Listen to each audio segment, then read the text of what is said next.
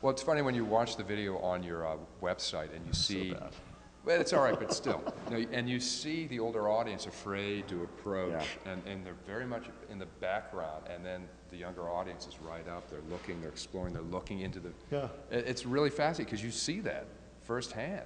Completely get it. And what's interesting is then on the other side, the collectors who've bought this work, majority of them are not new media collectors. Right. They may have, in a couple cases, a couple of them have a little bit, but by and large they don't. They're painting, sculpture, drawing collections or photography collections. And so, That's great. Yeah, it's really interesting. Yeah. And the majority of them are collectors who, gee, I probably put the median age somewhere in late 50s.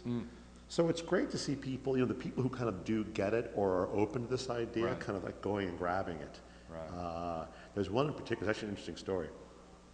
Up in California, he has a piece in his home, and he's had it there for 2 years. And I ran into him a couple months ago, and he said, well, in the last year, he said, I'm divorced, and his son, who's in his 20s, passed away.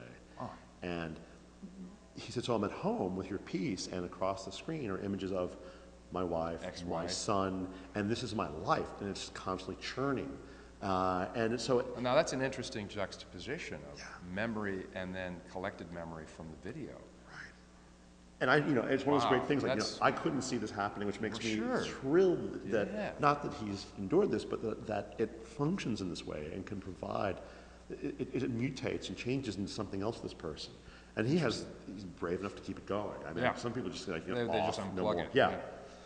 I want to ask you about the maintenance on a piece.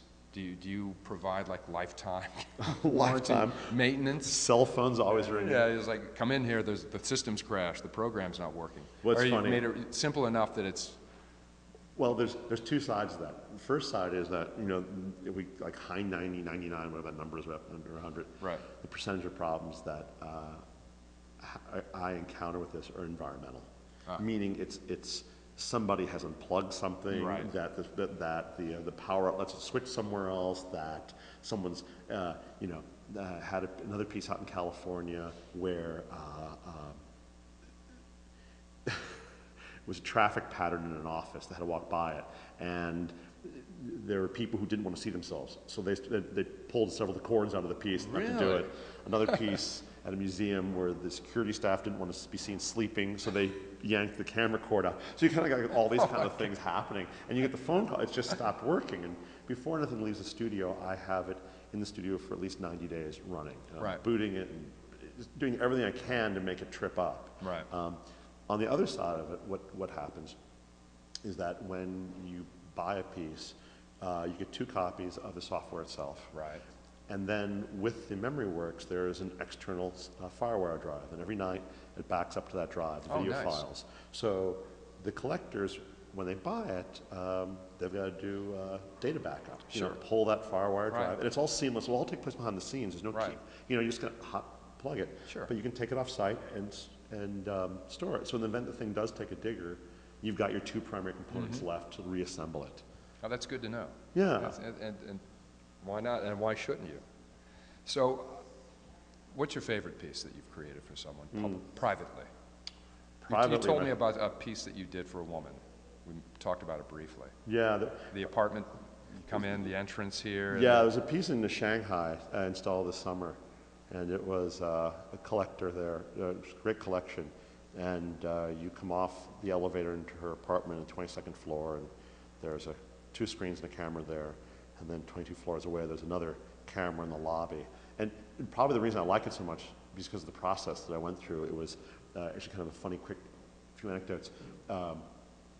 Shipped all, really meticulously created, Right. shipped everything in a crate to Hong Kong, where they said, we'll transfer it to Shanghai. And, really, like, I'm kind of anal in this way. Everything gets put together Sure, and no. marked and wrapped and tethered.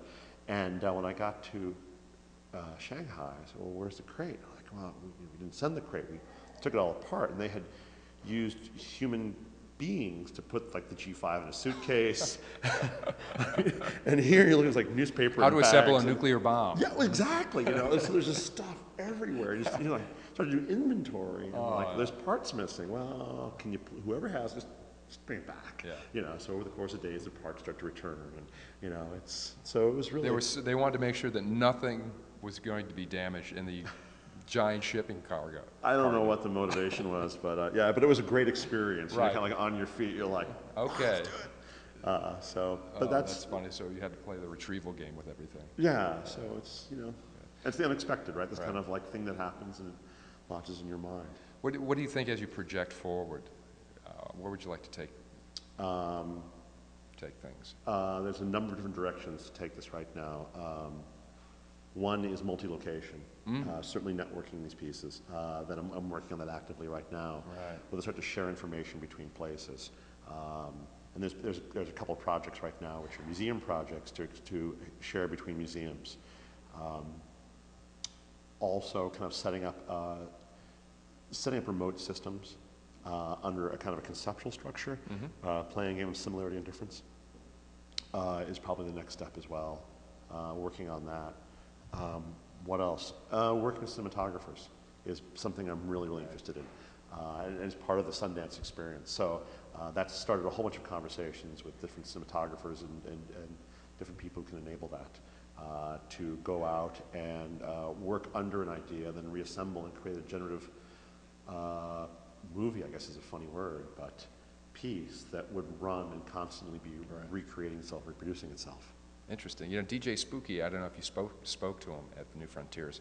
He's doing movie mashups with Tarantino and other people. It'd be interesting to see. Maybe there's a collaborative effort with you and Spooky and Tarantino and maybe Lynch. I would think, again, Lynch, the randomness of the thought.